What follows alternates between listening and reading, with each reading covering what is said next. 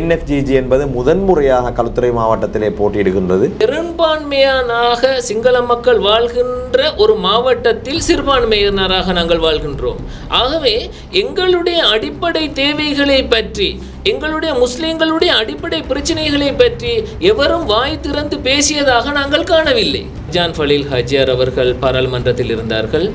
அதே போன்று இம்தியாஸ் பாக்கிர் மாக்கார் அவர்கள் பாராளுமன்றத்தில் இருந்தார்கள். அதே போன்று அலி சப்ரி லோயர் அவர்களும் பாராளுமன்றத்திலே இருந்தார்கள். இருந்த போதிலும் எமது நாட்டில் முஸ்லீம்களுக்கு ஜனாசா எரிப்பு சம்பந்தமாகவோ அதற்கு அதைவிடவும் மேன்மையான பிரச்சனைகள் வந்தபோது அவர்களுக்கு சுதந்திரமாகவும் சுயாதீனமாகவும் செயற்படுவதில் பாரிய சிக்கல்கள் இருப்பதை நாங்கள் பாராளுமன்றத்தில் அவர்களுடைய உரைகளில் இருந்து நாங்கள் கண்டோம். களுத்துறை மாவட்டத்திலே நீங்கள் இனம் கண்டிருக்கக்கூடிய பிரச்சனைகள் நீண்ட காலம் தீர்க்கப்படாத பிரச்சனைகளாக இவற்றை பார்க்கிறீர்கள். மதரசா கல்வியை தொடர ஆரம்பிக்கின்றார்கள். அவர்கள் தங்களுடைய கல்வியை முடித்துக்கொண்டு வெளியே வரும்போது இந்த சவால்கள் நிறைந்த இந்த உலகத்திலே அவர்கள் வாழ்கின்ற வாழ்க்கை மிகவும் சவாலாக இருந்து கொண்டிருக்கின்றது. அவர்களுடைய திருமண விடயங்கள், அவர்களுடைய பொருளாதார விடயங்கள். வரலாற்றில் தலைவர்கள் எவரும் தானாக உருவானதில்லை, அவர்கள் உருவாக்கப்பட்டிருக்கிறார்கள். முன் வருபவர்கள் பின்னுள்ளவர்களை கைப்பிடித்து வழிகாட்டி விடுதல் தலைமைத்துவ தர்மமாகும். நாம் உங்களை தலைவர்களாக்குவோம். The leader. வளர்ந்து வரும் இளம் தலைவர்களை நாம் உலகுக்கு சொல்வோம். ஷார்ட் நியூஸ் டிவியில் பாராளுமன்ற வேட்பாளர்கள் கலந்து கொள்ளும் இந்த அறிமுக நிகழ்ச்சியில் நீங்களும் பங்கு பெற்றலாம். மேலதிக விவரங்களுக்கு 0764011233. The Leader, we inspiring tomorrow's leaders. அஸ்ஸலாமு அலைக்கும் வரஹ்மத்துல்லாஹி வபரகாத்துஹு. ஷார்ட் நியூஸ் வழங்கும் த லீடர் நிகழ்ச்சியில் மீண்டும் ஒரு முறை உங்கள் அனைவரையும் சந்திப்பதில் மகிழ்ச்சி அடைகிறேன். பாராளுமன்ற தேர்தலுக்கு எஞ்சியிருப்பது இன்னும் சொற்ப நாட்கள். நாங்கள் புத்தம் புதிய வேட்பாளர்களை அறிமுகப்படுத்தி வருகின்றோம் இந்த நிகழ்ச்சியிலே. அந்த வகையிலே கடந்த பல நிகழ்ச்சிகளிலே பல அறிமுக வேட்பாளர்களை அறிமுகப்படுத்தி இருக்கின்றோம். இன்றைய நிகழ்ச்சிக்கு முக்கியமான ஒரு பகுதியிலே இருந்து, ஒரு மாவட்டத்திலே இருந்து புதிதாக பாராளுமன்றத்திலே களமிறங்கக்கூடிய 4 வேட்பாளர்கள் வருகை தந்திருக்கின்றார்கள். அவர்கள் நல்லாட்சிக்கான தேசிய முன்னணி சார்பாக களுத்துறை மாவட்டத்திலே போட்டியிடக்கூடிய வேட்பாளர்கள். அவர்களுடைய தலைமை வேட்பாளரோடு கட்சியில் இருக்கக்கூடிய பிரதானமான மூவர் வந்திருக்கின்றார்கள். நிகழ்ச்சிக்குள் அனைவரையும் சலாம் கூறி அன்போடு வரவேற்றுக் கொள்கின்றேன். அஸ்ஸலாமு அலைக்கும் வரஹ்மத்துல்லாஹி வபரகாத்துஹு. வலைக்கும் அஸ்ஸலாம் வரஹ்மத்துல்லாஹி வபரகாத்துஹு. எப்படி இருக்கிறீங்க எல்லாரும்? அல்ஹம்துலில்லாஹ், நாங்கள் நல்லா. முதல்ல உங்களை அறிமுகப்படுத்திக்கோங்க. நீங்கள் யார்? உங்களுக்கு பக்கத்தில் இருக்கிறவரோட பெயர் என்ன? என் பேர் முகமது இப்ராஹிம் முகமது மஸ்னவி. முகமது சுலைமான் முகமது உஸ்மான். முகமது சுலைமான் முகமது உஸ்மான். நீங்கள்? என் பேர் முகமது சுல்தான் நவாஹிர். முகமது சுல்தான் நவாஹிர். பிரதர்? முகமது ஃபாசி முகமது முஜீப். முகமது ஃபாசி முகமது முஜீப் அவர்களை அறிமுகப்படுத்தி இருக்கின்றார்கள். நல்லாட்சிக்கான தேசிய முன்னணியின் சார்பாக களுத்துறை மாவட்டத்திலே போட்டியிடக்கூடிய வேட்பாளர்களிலே பிரதான வேட்பாளர்கள் இங்கே வருகை தந்திருக்கின்றார்கள். குறிப்பாக அந்த குழுவின் தலைவர் சகோதரர் மஸ்னவி இருக்கின்றார். முதலிலே உங்களை பற்றி ஒரு சிறிய அறிமுகத்தை நீங்கள் வழங்குங்கள். களுத்துறை மாவட்டத்திலே இம்முறை நல்லாட்சிக்கான தேசிய முன்னணி கட்சியிலே போட்டியிடுகின்ற எங்கள் குழு இன்று இங்கு வந்திருக்கின்றது. அதிலே முதலாவதாக நான் பிபிஏ, இலங்கையின் தென்கிழக்கு பல்கலைக்கழகத்திலே பிபிஏ கல்வி கற்றவன். இப்பொழுது MBA அதே பல்கலைக்கழகத்திலே படித்து கொண்டிருக்கின்றேன். அதற்கு முன்பு நான் இலங்கை திறந்த பல்கலைக்கழகத்தில் ESBM entrepreneurship and small business management முடித்திருக்கின்றேன். அத்தோடு டெய்லி நீட்ஸ் இன்டர்நேஷனல் நிறுவனத்தின் உரிமையாளர். அதே போன்று துபாயிலும் எங்களுடைய நிறுவனம் இருக்கின்றது, daily needs chemical cosmetic manufacturing company LLC. இம்முறை பாராளுமன்ற தேர்தலிலே போட்டியிடுவதற்காக வேண்டி அங்கிருந்து துபாயிலிருந்து வந்திருக்கின்றோம். அரசியலிலே 2011ஆம் ஆண்டு முஸ்லீம் காங்கிரஸ் கட்சியிலே பிரதேச சபை தேர்தலிலே போட்டியிட்டிருக்கின்றேன். அதே போன்று மாகாண சபையிலும் போட்டியிட்டிருக்கின்றோம். இது அடுத்ததாக பாராளுமன்ற தேர்தல். அத்தோடு மட்டுமன்றி சமூகத்தில் பல்வேறுபட்ட வேலைகளை செய்தது மட்டுமன்றி முக்கியமாக கூற வேண்டுமாக இருந்தால் இலங்கை தென்கிழக்கு பல்கலைக்கழகத்திலே இஸ்லாமிய கணக்கியல் துறை உருவாக்கப்பட வேண்டும் என்பதற்காக வேண்டி பல்வேறுபட்ட முயற்சிகளை செய்து மாஷா அல்லாஹ் இலங்கை தென்கிழக்கு பல்கலைக்கழகத்திலே இஸ்லாமிய கணக்கியல் துறை ஒரு பாடமாக சேர்த்து கொள்ளப்படுவதற்கு நான் அதிகமாக முயற்சி செய்திருக்கின்றேன். இப்படியாக எனது உங்களுடைய அறிமுகம். நிச்சயமாக. அடுத்ததாக சகோதரர் உங்களை பற்றி அறிமுகப்படுத்தி. මම මොහමඩ් උස්මාන් යාපාලන සඳහා ජාතික පෙරමුණ මේ පාර කළුතර දිස්ත්‍රික්කයෙන් පාර්ලිමේන්තු මැතිවරණයට තරඟ කරන අපේක්ෂකයෙක්. මගේ ඉස්කෝල ලයිසියම් ඉන්ටර්නැෂනල් ස්කූල්. ඒ වගේම මගේ ඩිප්ලෝමා ඉන් හොස්පිටැලිටි මැනේජ්මන්ට් තියෙනවා IDM යුනිවර්සිටි එකේ. වෙනම ස්ලිට් යුනිවර්සිටි එකේ හොස්පිටැලිටි මැනේජ්මන්ට් එකක් තියෙනවා මගේ. මම දැනට ව්‍යාපාරිකයෙක් ඩුබායි වල මගේ බිස්නස් තියෙනවා. මේ රටට ඉම්පෝට් කරන කෙනෙක් මම. ඉතින් පෞද්ගලික දවස්වල වෙච්ච අසාධාරණවල ජනතාවට මම ඒ සඳහා හඳනගපු පුද්ගලයෙක්. මගේ ආසනය සඳහා කළුතර දිස්ත්‍රික්කයේ වෙච්ච අහිංසක ජනතාවට වෙච්ච ප්‍රශ්න ගැන මම කතා කරපු පුද්ගලයෙක්. අද කළුතර දිස්ත්‍රික්ක එක ගත්තනම් කළුතර දිස්ත්‍රික්ක එකේ රබර් කපන්න මිනිස්සයා ඉඳලා වියංගල පැත්තේ බේරුවල දීවර ජනතාවගේ ප්‍රශ්න, ඒ වගේම කළුතර බෝධිය ගාව මල් විකුණන එක්කෙනාගේ ප්‍රශ්න, හැම දුප්පතාගේම ප්‍රශ්නයක් කතා කරපු පුද්ගලයෙක් මම. ඒ වගේම තමයි මගේ ආසනේ ඒ මාකට් එක සම්බන්ධයෙන්ත් මම කතා කරා. ඒකටත් සාධාරණයක් වෙයි කියලා ඉදිරියේදී මම විශ්වාස කරනවා. அஸ்ஸலாமு அலைக்கும் வரஹ்மத்துல்லாஹி வபரகாத்துஹு. பிஸ்மில்லாஹிர் ரஹ்மானிர் ரஹீம். அஸ்ஸலாத்து வஸ்ஸலாமு அலா ஆலிஹி வஸ்ஹாபி அஜ்மஈன். அம்மா பாத். எனது பெயர் முகமது சுல்தான் நவாஹிர். நான் ஒரு கிழக்கு மாகாணத்தைச் சேர்ந்தவன். நான் திருகோணாமலை மாவட்டத்தில் கிண்ணியா பிரதேசத்தில் பிறந்து வளர்ந்த ஒருவர்.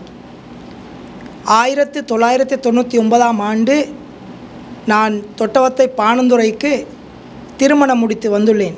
அதன் பிறகுதான் இப்போது தொடர்ந்து இங்கு வாழ்ந்து வருகிறேன் பாணந்துறையிலே. இப்போது களுத்துறை மாவட்டத்திலே ஒரு அபேட்சகராக நல்லாட்சிக்கான தேசிய முன்னணி எனும் கட்சியில் 12ஆம் இலக்கத்தில் போட்டியிடுகின்றேன். எனது நோக்கமெல்லாம் எமது பாணந்துறை மட்டுமல்ல, களுத்துறை மாவட்ட அனைத்து பிரதேச மக்களுக்கும் நான் ஒரு ஊழலற்ற மோசடி இல்லாத நல்ல ஒரு சேவையை சமூகத்திற்கு செய்ய வேண்டும் என்பதே எனது குறிக்கோளும் என்னுடைய நோக்கமாகும். பிஸ்மில்லாஹிர் ரஹ்மானிர் ரஹீம். அஸ்ஸலாமு அலைக்கும் வரஹ்மத்துல்லாஹி வபரகாத்துஹு. எனது பெயர் முகமது ஃபாசி முகமது முஜீப். நான் களுத்துறை மாவட்டம் பாணந்துறை பிரதேசத்தை சேர்ந்தவர். நான் திறந்த பல்கலைக்கழகத்தில் என்னோட ESBM கற்கநெறியை படித்தேன். ஹதியா பாடசாலையில் அதிபராகவும் உப அதிபராகவும் பல வருடங்களாக மக்களுக்கான சேவைகளை செய்துள்ளேன். எனது அரசியல் வாழ்க்கையிலேயும் ஊருக்காக நான் நிறைய உதவிகளை பெற்றுக் கொடுத்து இருக்கின்றேன். மதங்களை சேர்ந்தவர்கள் ஒற்றுமையாகவும் எமது சுதந்திரத்தை உரிமைகளை விட்டு கொடுக்காத முறையிலும் வாழ்வதற்காக எங்களுடைய முயற்சியை தொடர்ந்தும் செய்வோம் என்று நாங்கள் தெரிவித்துக் கொள்கின்றோம். நல்லாட்சிக்கான தேசிய முன்னணியின் களுத்துறை மாவட்ட வேட்பாளர்கள் இவர்கள் அவர்களை அறிமுகப்படுத்தி இருக்கின்றார்கள். நாங்கள் களுத்துறை மாவட்ட மக்களுடைய பிரச்சனைகள் என்ன, இவர்களுடைய எதிர்கால திட்டங்கள் என்ன, ஏன் களுத்துறை மாவட்டத்திலே நல்லாட்சிக்கான தேசிய முன்னணி மூலமாக இவர்கள் போட்டி போடுகின்றார்கள் என்ற விடயங்களை பேசுவோம். முதலில் சொல்லுங்கள், NFGG கட்சியிலே களுத்துறை மாவட்டத்திலே நீங்கள் போட்டியிடுவதற்கான காரணம் என்ன? மிகவும் சிறந்த கேள்வி. ஏனென்றால் 2011ஆம் ஆண்டு 2015ஆம் ஆண்டு 2 காலகட்டங்களிலும் நாங்கள் முஸ்லீம் காங்கிரஸ் என்ற கட்சியிலே தேர்தல்களிலே களம் இருந்தோம். முஸ்லீம்களுடைய அடிப்படை பிரச்சனைகள், தேசிய பிரச்சனைகள் ஒரு புறம் இருக்க, முஸ்லீம்களுக்கென்று சொல்லி அடிப்படை பிரச்சனைகள் இருக்கின்றது. தேசிய பிரச்சனைகளுக்கு ஒரு வீதமான மக்கள் வாக்களிக்கும் போது நாம் 9 வீதமான மக்கள் வாழ்கின்ற இந்த நாட்டிலே முஸ்லீம்கள் எங்களுடைய சொந்த பிரச்சனைகளுக்கு வாக்களிக்க வேண்டும். அவ்வாறு சொந்த பிரச்சனைகளை மக்களுக்கு அடையாளப்படுத்த வேண்டுமாக இருந்தால் ஒரு பெரும்பான்மை கட்சியின் ஊடாக எங்களுக்கு அதற்கான ஒரு அனுமதி கிடைக்காது, அதற்கான சந்தர்ப்பங்கள் குறைவு. ஆகவே தேசிய பிரச்சனைகளை ஒரு புறம் வைத்து எமது முஸ்லீம்களுடைய பிரச்சனைகளை நாங்கள் முதலில் அடையாளம் கண்டிருக்கின்றோம். இந்த அடையாளம் கண்ட விடயங்களை எவ்வாறு சுதந்திரமாகவும் சுயாதீனமாகவும் பாராளுமன்றத்துக்கு செல்கின்ற போது சுதந்திரமாக பேசி சுயாதீனமாக அதற்கான எதிர்ப்பான விளைவுகள் பாராளுமன்றங்களில் நடைபெறும் போது ஏற்படும் சந்தர்ப்பங்களில் அதனை எதிர்த்து கேள்வி கேட்கக்கூடிய ஒரு சாதகமான சூழல் ஒன்று ஒரு முஸ்லீம் கட்சி ஒன்று சுதந்திரமாக இருப்பதனூடாக மட்டும்தான் பெற்றுக்கொள்ள முடியுமே தவிர ஒரு பெரும்பான்மை கட்சியினூடாக அவ்வாறான அவற்றை பேசுவதற்கான சந்தர்ப்பங்கள் குறைவு. நாம் கடந்த பாராளுமன்றத்திலே களுத்துறை மாவட்டத்தை பொறுத்தவரை 3 பாராளுமன்ற உறுப்பினர்கள் பாராளுமன்றத்திலே இருந்தார்கள். முதலாவதாக மர்ஜான் ஃபலீல் ஹாஜியார் அவர்கள் பாராளுமன்றத்தில் இருந்தார்கள். அதே போன்று இம்தியாஸ் பாக்கிர் மாக்கார் அவர்கள் பாராளுமன்றத்தில் இருந்தார்கள். அதே போன்று அலி சப்ரி லோயர் அவர்களும் பாராளுமன்றத்திலே இருந்தார்கள்.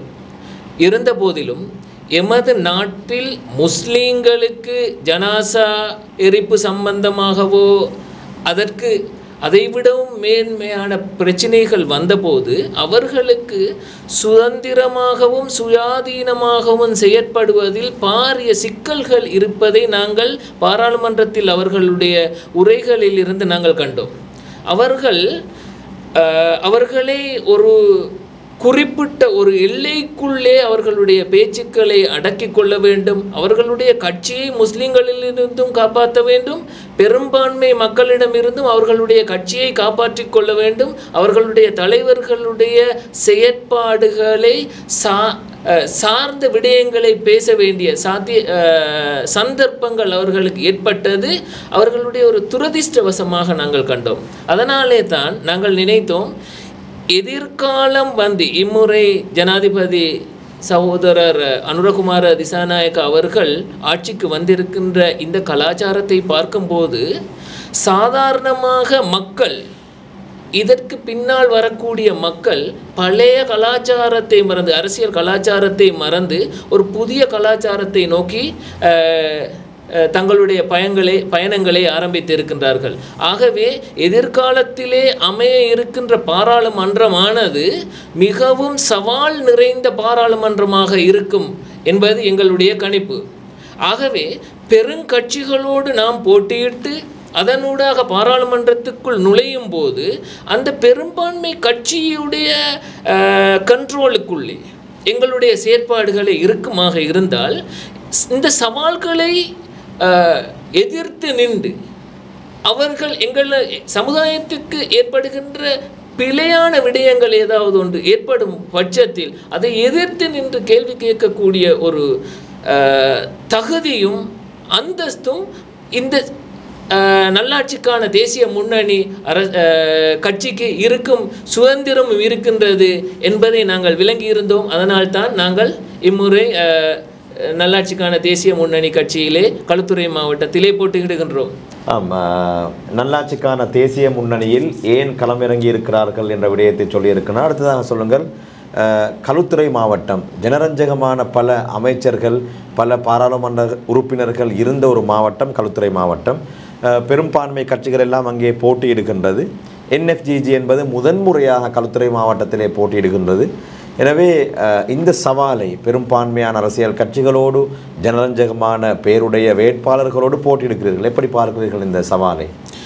நிச்சயமாக நாங்கள் களுத்துறை மாவட்டத்தை பொறுத்தவரையில் பாக்கிர் மாக்கார் அவர்களுடைய காலத்திலிருந்து அதனைத் தொடர்ந்து இம்தியாஸ் பாக்கிர் மாக்கார் அவருடைய மகன், இவர்கள் 2 பேரை தவிர களுத்துறை மாவட்டத்திலே முஸ்லீம் வாக்குகளினால் மட்டும் எவரும் பாராளுமன்றம் செல்லவில்லை. அடுத்தது அதனைத் தொடர்ந்து பாராளுமன்றம் வந்தவர் எங்களுடைய தர்கா டவுனை சேர்ந்த சகோதரர் அஸ்லம் ஹாஜியார் அவர்களும் முஸ்லீம் காங்கிரஸின் போனஸ் ஆசனத்தில் தான் நேஷனல் லிஸ்டில் அவர்கள் பாராளுமன்றம் வந்தார்கள்.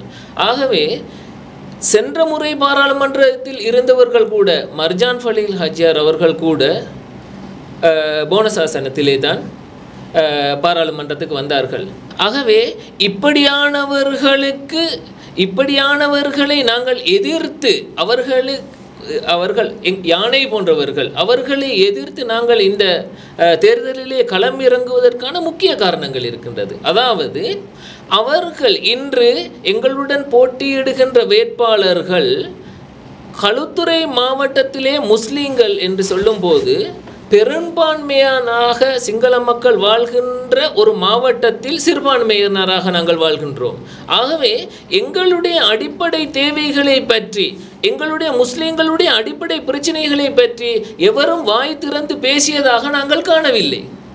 பெரும்பான்மை கட்சிகளே 3 பேர் இம்முறை பாராளுமன்ற தேர்தலிலே முஸ்லிம் வேட்பாளர்கள் போட்டியிடுகின்றார்கள். வெறுமனே அவர்கள் இதற்கு முன்பு செய்த விடயங்களை ஹேண்ட்பில்ஸ்களாக அடித்து மக்களுக்கு கொண்டு வந்து கொடுக்கின்றார்கள். அதனை தவிர எதிர்காலத்தில் சவால்கள் நிறைந்த பாராளுமன்றத்திலே நாங்கள் முஸ்லிம்களுடைய எந்த பிரச்சனையை அவர்கள் அடையாளம் கண்டதாக நாங்கள் காணவில்லை. ஆகவே முஸ்லிம்களுடைய பிரச்சனையை அடையாளம் கண்ட கட்சி நல்லாட்சிக்கான தேசிய முன்னணி, முஸ்லிம்களுடைய பிரச்சினைகளுக்கு எவ்வாறான தீர்வுகளை வழங்க முடியும் என்பது சம்பந்தமாக சிந்திக்கின்ற கட்சி நல்லாட்சிக்கான தேசிய முன்னணி. ஆகவே எதிர்காலத்திலே அந்த பிரச்சினைகளை தீர்ப்பதற்கான முடிவுகள் எம்மிடம் இருக்கின்றது என்ற யதார்த்தத்தை நாங்கள் மக்கள் முன் வைப்போம். அதன் மூலமாக அவர்களுக்கு எதிராக நாங்கள் வாக்குகளை பெறுவோம் என்ற தைரியம் எங்களிடம் இருக்கின்றது. பொதுவாக இம்முறை பாராளுமன்ற தேர்தலிலே வாக்களிக்க இருக்கின்ற மக்கள் வெறுமனே மக்களுடைய அவர்களுடைய பகடைகளுக்கு மயங்கி அதாவது அவருடைய பப்ளிசிட்டிக்கு மயங்கி வாக்களிக்க மாட்டார்கள். இம்முறை சிறப்பாக யாரு எமக்கு பொருத்தமானவர்கள், கல்வியாளர் யார், எதையும் முன்னின்று செய்யக்கூடியவர்கள் யார், தைரியமாக எந்த விடயத்தையும் பேசக்கூடியவர்கள் யார் என்பதை மக்கள் தெளிவாக அறிந்து இம்முறை வாக்களிக்க இருக்கின்றார்கள். ஆகவே நாங்கள் பயப்படவில்லை. இவர்கள் எவ்வளவு பெரியவர்களாக இருந்தாலும் சரி, எவ்வளவு கோடிக்கணக்கான பணங்களை இவர்கள் செலவு செய்து இந்த பாராளுமன்ற தேர்தலிலே அவர்கள் வாக்கு கேட்க வந்தென்று சென்றாலும் நாங்கள் சிறியவர்கள்.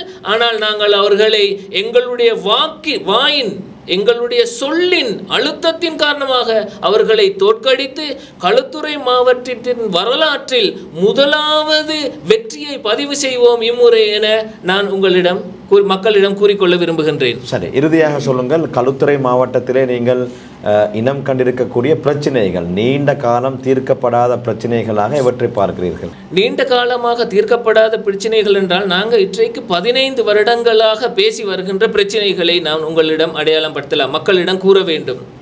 நாங்கள் பெரும்பான்மை சிங்கள மக்கள் வாழ்கின்ற ஒரு மாவட்டத்திலே சிறுபான்மையினராக வாழ்கின்றோம். ஆகவே நாங்கள் சில விஷயங்களை அடையாளம் கண்டோம். 80ஆம் ஆண்டுகளில் மருத்துவச்சு முறை, வீடுகளிலே பிரசவம் நடைபெறுகின்ற முறை வைத்தியசாலைகளுக்கு மாற்றப்படுகின்ற போது எவ்வாறு எமது முஸ்லிம் தலைவர்கள் முஸ்லிம்களுக்கென்று பாடசாலைகளை அமைத்து கொண்டார்களோ, பிரத்யேகமான பாடசாலைகளை அமைத்து கொண்டார்களோ, அதே போன்று காலி நீதிமன்றங்களை எவ்வாறு முஸ்லிம்களுக்கென்று பிரத்யேகமாக அமைத்து கொண்டார்களோ, அதே காலப்பகுதியில் முஸ்லிம்களுக்காக வேண்டி மகப்பேற்று மருத்துவமனைகளையும் அவர்கள் பிரத்யேகமாக உருவாக்கி இருக்க வேண்டும். ஆனால் துரதிர்ஷ்டவசமாக இந்த விடயம் மறைக்கப்பட்டு விட்டது. அதற்கான செயற்திட்டங்களை உருவாக்கி இருக்கின்றோம். எங்களுக்கு ஓர் அரசியல் அதிகாரத்தை மட்டும் தாருங்கள், நாங்கள் அதை நனவாக்கி காட்டுவோம்.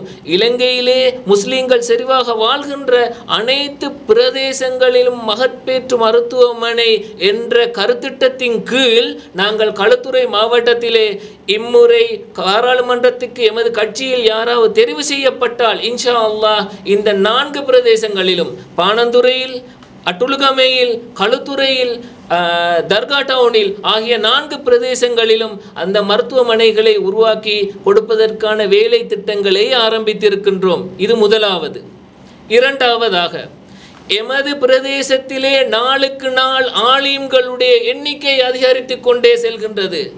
சிறந்த பொருளாதார கொள்கை இல்லாமல் இந்த ஆலிம்கள் உருவாக்கப்படுவதன் காரணமாக அவர்கள் வெளியில் வந்து 6ஆம் ஆண்டு 7ஆம் ஆண்டுகளில் பிள்ளைகள் மதரசா கல்வியை தொடர ஆரம்பிக்கின்றார்கள். அவர்கள் தங்களுடைய கல்வியை முடித்துக்கொண்டு வெளியே வரும்போது இந்த சவால்கள் நிறைந்த இந்த உலகத்திலே அவர்கள் வாழ்கின்ற வாழ்க்கை மிகவும் சவாலாக இருந்து கொண்டிருக்கின்றது. அவர்களுடைய திருமண விடயங்கள், அவர்களுடைய பொருளாதார விடயங்கள் நாளுக்கு நாள் மிகவும் அவர்களுடைய மனங்கள் கூனி குறுகி கொண்டு செல்கின்ற ஒரு போக்கை நாம் காண்கின்றோம்.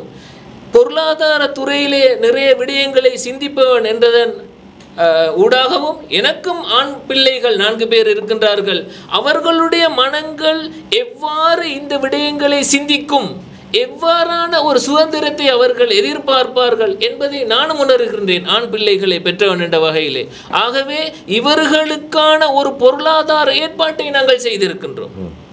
அவர்களுக்கு தலை நிமிர்ந்து வாழக்கூடிய ஒரு கண்ணியமான இலங்கை தேசிய ரீதியாக தேசிய மட்டத்திலே எமது ஆலயங்களுக்கு பெருவளையிலே ஜாமியா நலீமியா இருப்பது போன்று தேசிய மட்டத்திலே தொழில் முயற்சிகளை உருவாக்கி அதன் மூலமாக அவர்களுக்கான வருமானங்களை, கண்ணியமான வருமானங்களை ஏற்படுத்துவதற்கான பாரிய வேலை திட்டங்களை நாங்கள் இதன் மூலமாக இந்த பாராளுமன்ற பிரவேசத்தின் மூலமாக நாங்கள் அவர்களுக்கு பெற்றுக் கொடுக்க இருக்கின்றோம்.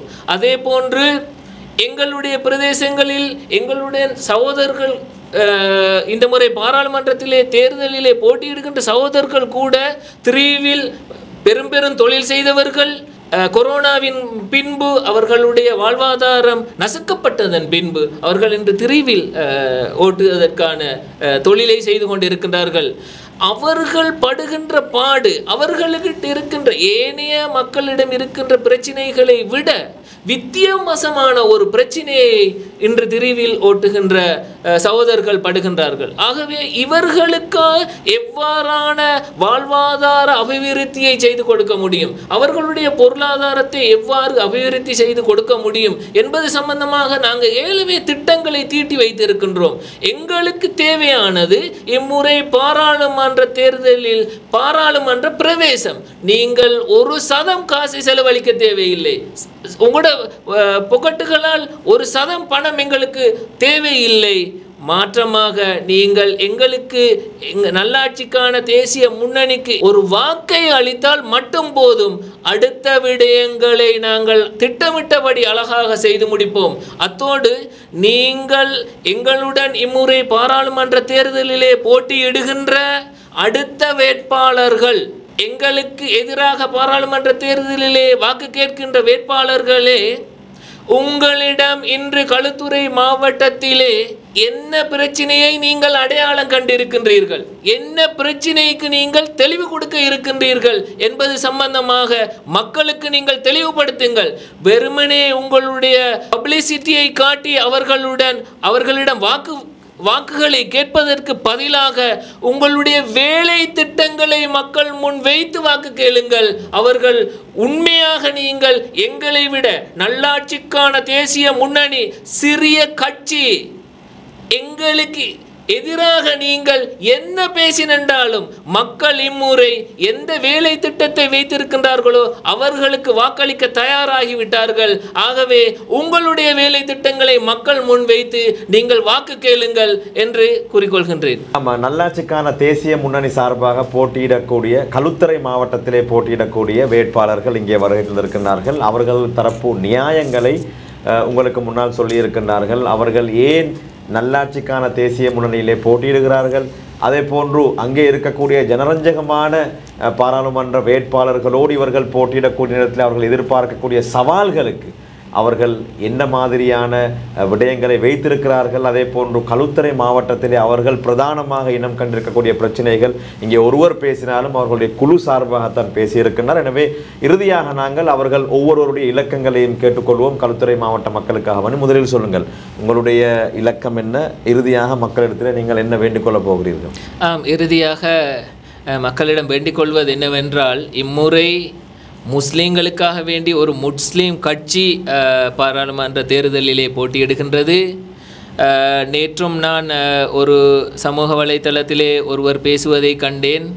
இலங்கையிலே முஸ்லீம்கள் சிறுபான்மையினர் இல்லை, அவர்கள் ஏனைய மக்களுடன் சமமாகத்தான் பார்க்கப்படுகின்றார்கள் என்று ஒரு சகோதரர் எங்களுடன் எதிராக போட்டியிடுகின்ற ஒரு சகோதரர் ஒரு மேடையிலே பேசுவதை நான் கேட்டேன்.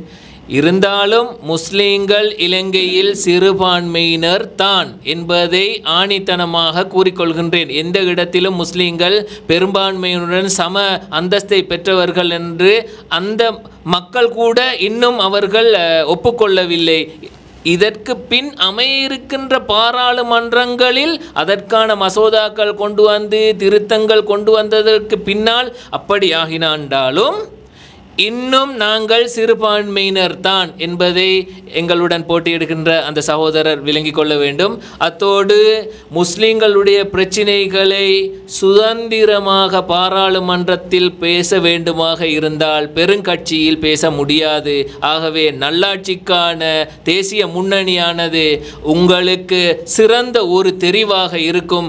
ஆகவே நீங்கள் காலையிலே சென்று 14ஆம் தேதி காலையிலே சென்று இரட்டை கொடி சின்னத்துக்கு வாக்களித்து, நல்லாட்சிக்கான தேசிய முன்னணி சின்னத்துக்கு வாக்களித்து, 3ஆம் இலக்கத்துக்கும் வாக்களித்து எனக்கு உங்களுடைய ஒத்துழைப்பை நல்குமாறு தாழ்மையுடன் கேட்டு, அத்தோடு எங்களுக்கு இந்த சந்தர்ப்பத்தை வழங்கிய சகோதரர் அப்துல் ரஹ்மான் அவர்களுக்கும் நன்றிகளை கூறி விடைபெறுகின்றேன். அஸ்ஸலாமு அலைக்கும். යාපාලන සඳහා ජාතික පෙරමුණ පක්ෂයට ඩබල් ෆ්ලැග් අංක 13 මගේ අංකය ඒකට ඡන්දය දෙන්න කියලා මං ඉල්ලා සිටිනවා. அஸ்ஸலாமு அலைக்கும் வரஹ்மத்துல்லாஹி வபரகாத்துஹு. எங்களது மாவட்ட அமைப்பாளர் மிஸ்டர் மஹ்ஸ்னவி அவர்கள் கூறியது போன்று எமது முஸ்லீம் சமூகம் சிறுபான்மையானவர்கள் என்றுதான் எல்லோரும் கூறுகின்றார்கள். ஆனால் நாங்கள் இந்த தடவை நாங்கள் சிறுபான்மைகள் அல்ல, நாங்களும் சமூகத்தில் ஒரு பெரும்பான்மையானவர்களே என்று கூறிக்கொள்ளும் அளவிற்கு நாங்கள் இந்த தடவை நல்லாட்சிக்கான தேசிய முன்னணிக்கு ஒட்டுமொத்த முஸ்லீம்களும் வாக்களித்து இன்ஷா அல்லாஹ் இந்த பாராளுமன்ற தேர்தலிலே களுத்துறை மாவட்டத்தில் குறைந்தது பட்சம் ஒரு அபேட்சகரையாவது நாங்கள் பெற்றுக்கொள்ள வேண்டும் என்பதுதான் எமது நோக்கம். ஏனென்றால் நாங்கள் மொத்த அணியும் களமிறங்கியுள்ளோம். ஆனால் உங்களுக்கு தெரியும், ஒட்டுமொத்த முஸ்லீம்களும் எமது கட்சிக்கு வாக்களிக்க மாட்டார்கள் என்பதும் எங்களுக்கு தெரியும். ஏனென்றால் சிலர் என்னிடம் நேரடியாக கூறியுள்ளார்கள், நீங்கள் மற்றைய கட்சிகளுக்கு துரோகம் செய்கின்றீர்கள், ஏனென்றால் நீங்கள் செய்வது படும் மோசமான ஒரு செயல் என்றும் அது சரியில்லாத ஒரு வார்த்தை ஒன்று நான் நினைக்கின்றேன். ஏனென்றால் நாங்களும் முஸ்லீம்கள் தான். முஸ்லீம்களுக்கென்று பிரதிநிதிகள் பாராளுமன்றத்துக்கு சென்றால் அவர்கள் உங்களுடைய பிரச்சனைகளை, ஒட்டுமொத்த பிரச்சனைகளையும் தீர்த்து வைப்பார்களா இல்லையா என்பதை நீங்கள் நன்கு சிந்திக்க வேண்டும் சகோதரர்களே. ஏனென்றால் நாங்களும் முஸ்லீம் சமுதாயத்திலிருந்து வந்தவர்களே. எமது சகோதரர் மஸ்னவி அவர்கள் கூறியது போன்று எங்களுக்கு என்று ஒரு அடிப்படை நோக்கங்கள் இருக்கின்றன. எமது கட்சிக்கென நோக்கம் ஒன்று இருக்கின்றது. ஆகவே தான் நாங்கள் அந்த நோக்கத்தின் அடிப்படையில் தான் நாங்கள் இந்த தேர்தலிலே, இந்த பொது தேர்தலில் இப்போது நாங்கள் களமிறங்கியுள்ளோம். அதிலும் இதற்கு முன்னர் நாங்கள் எந்த ஒரு தேர்தலும் போட்டியிடவில்லை என்பது உண்மையே. ஆனால் இந்த தடவை எங்களுடைய ஆதங்கமெல்லாம் எங்களை போன்ற துடிப்பானவர்கள், முஸ்லிம்களுக்காக தட்டி பேசக்கூடியவர்கள், பாராளுமன்றத்திலே குரல் எழுப்பி பேசக்கூடியவர்கள், நாங்கள் அங்கு போய் உங்களுடைய பிரச்சனைகளை ஆராய்ந்து எமது முஸ்லிம் சமூகம் நோக்கும் என்னென்ன பிரச்சனைகள் இருக்கின்றதோ, அடிப்படை நோக்கங்கள் என்ன இருக்கின்றனோ அதை நாங்கள் தீர்த்து வைப்பதற்காகவே நாங்கள் இப்போது பாராளுமன்றம் செல்வதற்காக இக்களுத்துறை மாவட்டத்திலே முதற் தடவையாக நாங்கள் பாராளுமன்ற தேர்தலில் நிற்கின்றோம். இந்த நல்லாட்சிக்கான தேசிய முன்னணி என்பது உங்களுக்கு தெரியும். நல்லாட்சிக்கான இன்று வரும்போது நல்லாட்சி, அதிலேயே உங்களுக்கு தெரியும் அடிப்படையான ஒரு வசனம் இருக்கின்றது, நல்லாட்சி. கெட்ட ஆட்சியை யாரும் கொண்டு வரப்போவதில்லை. நாங்களும் ஒரு நல்ல ஆட்சியையே நாங்கள் கொண்டு வரப்போவோம். முஸ்லிம்களின் பிரச்சனைகளைத்தான் பேசப் போகின்றோம். முஸ்லிம்களின் என்னென்ன அடிப்படை பிரச்சனைகள் இருக்கின்றோ அந்த பிரச்சனை பற்றித்தான் நாங்கள் பாராளுமன்றத்திலே கதைக்கப் போகின்றோம். இதுதான் உண்மை.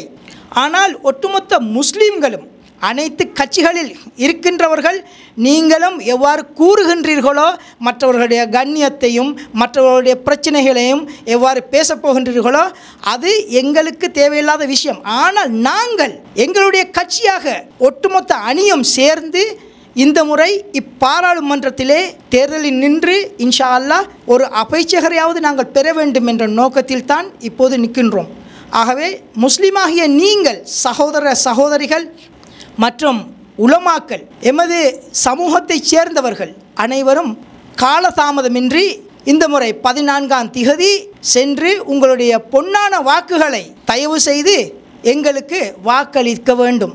எனது இலக்கம் 12 என கூறிக்கொண்டு எனக்கும் நீங்கள் ஒரு மனாப்பை இட்டு இன்ஷா அல்லாஹ் தருவீர்கள் என்று நம்புகிறேன்.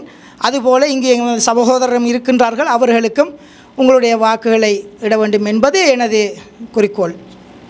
இன்ஷா அல்லாஹ் உங்களால் முடிந்த அளவு நீங்கள் இம்முறை நேர காலத்துக்கு சென்று உங்களுடைய வாக்குகளை அளிக்கவும். இத்துடன் எனது பேச்சை முடிக்கின்றேன். அஸ்ஸலாமு அலைக்கும் வரஹ்மத்துல்லாஹி வபரகாத்துஹு. நடைபெற இருக்கின்ற பொது தேர்தல் 14ஆம் திகதி எமது கட்சியை, இரட்டை கொடி கட்சிக்கு முன்னால் புள்ளடியிட்டு, எனது இலக்கம் 10, அதற்கும் நீங்கள் புள்ளடியிட்டு எமது கட்சியில் ஒருவரை அந்த பாராளுமன்றத்திற்காக அனுப்பி வைக்குமாறு மிக தாழ்மையுடன் வேண்டிக் கொள்வதோடு, இந்த தேர்தல் வருகின்றது. இந்த தேர்தலின் காரணமாக எம்மிடத்தில் பிற சமூக மத்தியிலும் பிரச்சினைகளை ஏற்படுத்தி கொள்ளாமல் எமது கட்சியை, இரட்டை கொடி கட்சிக்கு உங்களுடைய வாக்குகளை தருவீர்கள் என்று நினைத்து எமது பேச்சை முடித்து கொள்கின்றேன். அஸ்ஸலாமு அலைக்கும் வரஹ்மத்துல்லாஹி வபரகாத்துஹு. அப்துல் ரஹ்மான் அவர்கள். நல்லாட்சிக்கான தேசிய முன்னணியிலே போட்டியிடக்கூடிய களுத்துறை மாவட்ட வேட்பாளர்கள் இங்கே வருகை தந்திருந்தார்கள். அவர்களுடைய கருத்துக்களை உங்களோடு பகிர்ந்திருக்கின்றார்கள். மாற்றத்தை விரும்பக்கூடியவர்களாக நீங்கள் இருந்தால், நீங்கள் விரும்பும் மாற்றத்திற்கான தெரிவு இவர்களாக இருந்தால், உங்களுடைய வாக்குகளை அவர்கள் சொன்ன இலக்கங்களுக்கு நீங்கள் அளித்து களுத்துறை மாவட்டத்திற்கும் ஒரு முஸ்லிம் பிரதிநிதியை நீங்கள் பெற்றுக்கொள்ளுங்கள் என்ற தாழ்மையான வேண்டுகோளை நாங்கள் விடுத்துக்கொள்ள விரும்புகின்றோம். இந்த அளவில் இன்றைய நிகழ்ச்சியை நாங்கள் நிறைவுக்கு கொண்டு வருகின்றோம். நிகழ்ச்சியை பார்த்து பயன்பெற்ற உங்கள் அனைவருக்கும் நன்றிகளை கூறிக்கொண்டு விடைபெற்றுக் கொள்கின்றேன். அஸ்ஸலாமு அலைக்கும் வரஹ்மத்துல்லாஹி வபரகாத்துஹு. ஒவ்வொரு வருடமும் தேசிய மற்றும் சர்வதேச ரீதியில் பல்வேறுபட்ட விருதுகளை வென்று வெற்றி நடை போடுகின்ற தரமான உயர்கல்வி நிறுவனம் எமர்சன் காலேஜ் அண்ட் கேம்பஸ் உங்களுக்கு தேவையான diploma, HND, degree, masters, PhD போன்ற பாடநெறிகளை சர்வதேச அங்கீகாரத்துடன் வழங்கி வருகின்றது எமர்சன் காலேஜ் அண்ட் கேம்பஸ். தொடர்புகளுக்கு 0765204 இணையதள முகவரி www.emersoncollege.lk.